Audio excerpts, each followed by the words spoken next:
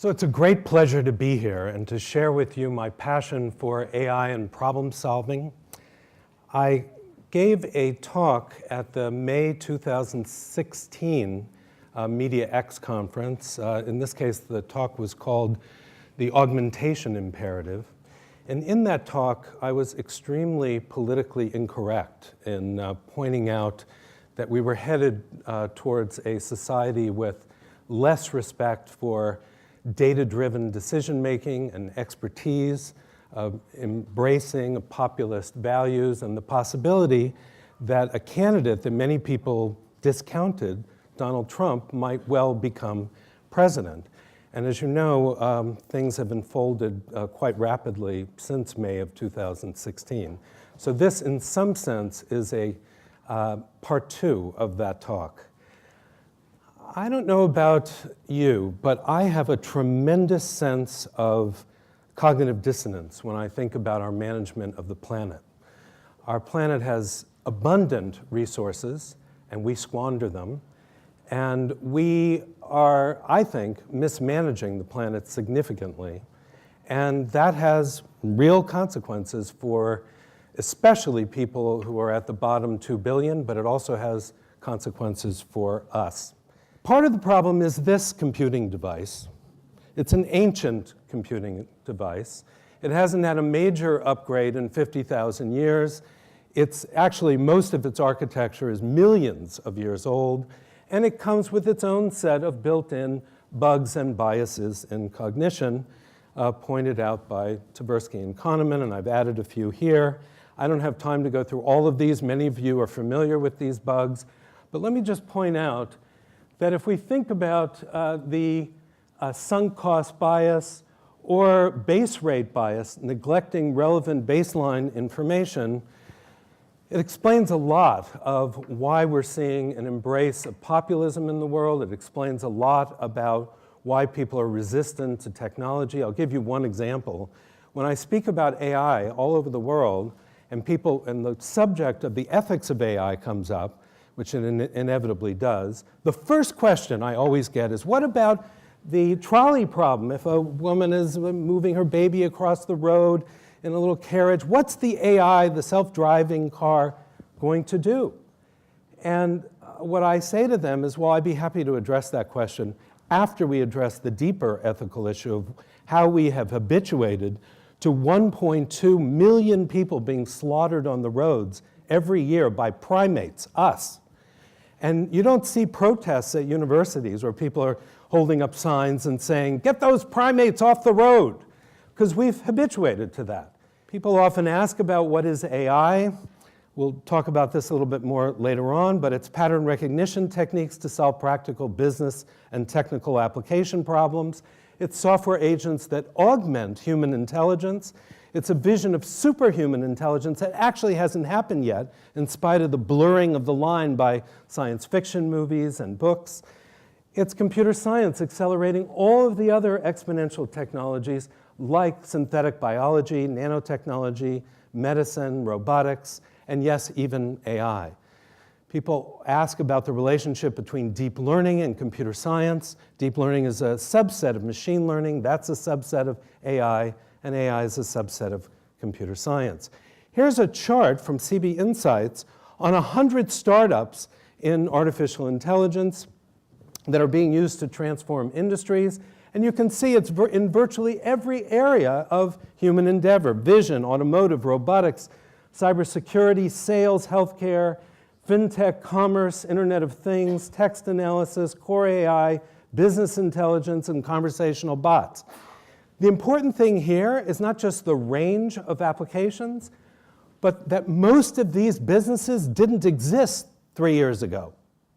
So if you want to know where your competition's going to come from, they're probably not on your radar. They're probably occupying a quarter of a pixel. The Amazon Echo was the surprise winner of the Christmas 2016 gift season. The agent that runs on it is Alexa. When I bought this device, it only had 15 skills. But look at the tremendous increase in skills Q1 2016, 135 skills, and these are all provided by third parties, by the way. And then look at Q2 2017, 15,000 skills. That's faster than exponential development. It's really, really fast.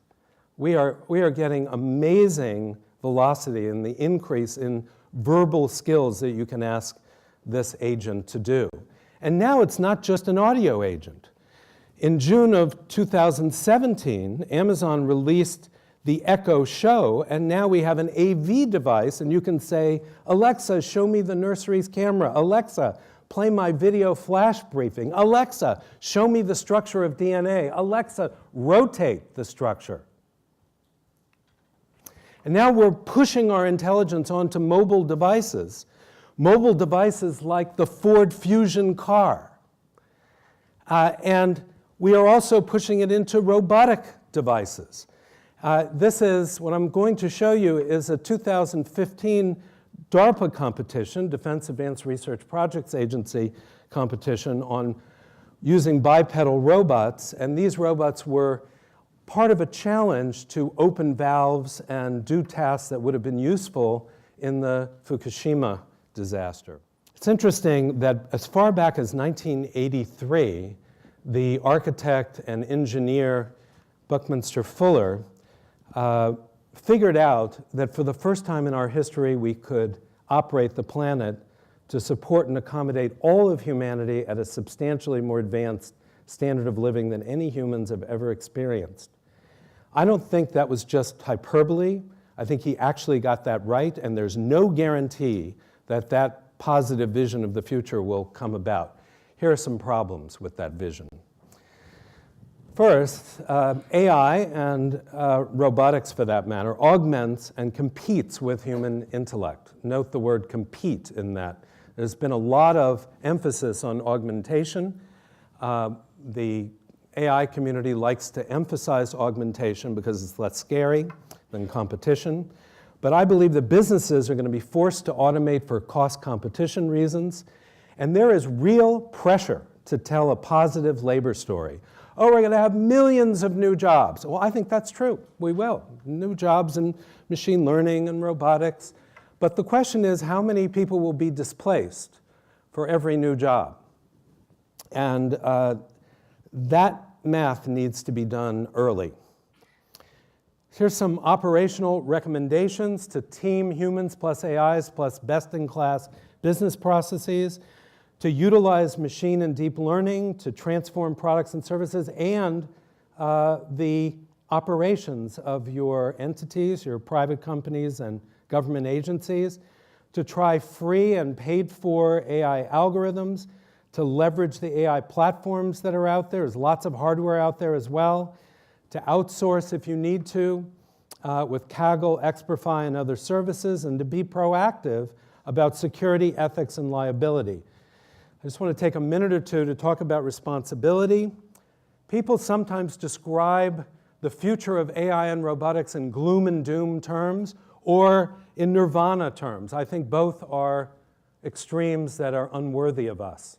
I invite you to the adult conversation that AI comes with trade-offs like all powerful technologies, faster, cheaper, better, different entrepreneurship, but also job disruption and human identity change and risk amplification and some risk reduction. Assuming zero breakthroughs, I believe that professional work is ripe for disruption. That's white-collar work. The attitude of many of my white-collar friends when I mention that to them is that all jobs can be automated except ours, of course. So some good news. It's easier to live well in terms of technology. All this technology you used to have to pack in a big trunk. Now it all fits in your smartphone for a reasonable price. Trust is a big issue going forward.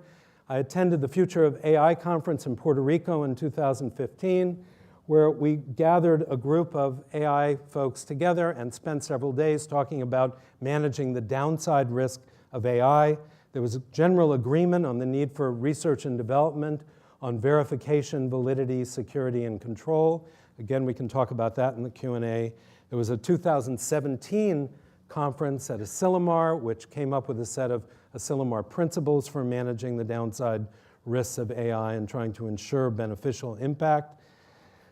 So what if we succeeded in creating superintelligence? Well, I think we'd solve some very hard problems. But caution, the new systems are not going to think like us. There's the potential for value alignment drift or super malware. I believe that we're morally responsible for our inventions. That means we need to be proactive now in terms of verification, validity, security, and control, and other considerations. I think we need to manage the risks of AI and robotics, not ban research and development. The good news is there is a partnership on AI that has lots of big players in it, all devoted to increasing the positive impact of AI. I think we need clarity on these issues, an honest assessment of AI problems and possibilities, augment human capabilities on multiple fronts. I don't believe that wealth itself is the problem. I think we have enough resources to afford a high quality of life for everyone. The problem is illiteracy, technical and social.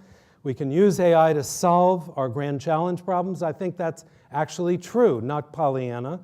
But the clock is ticking on instability in the world and managing AI proactively.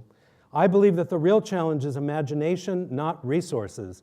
I encourage you to build the future boldly and do it responsibly. Thank you very much.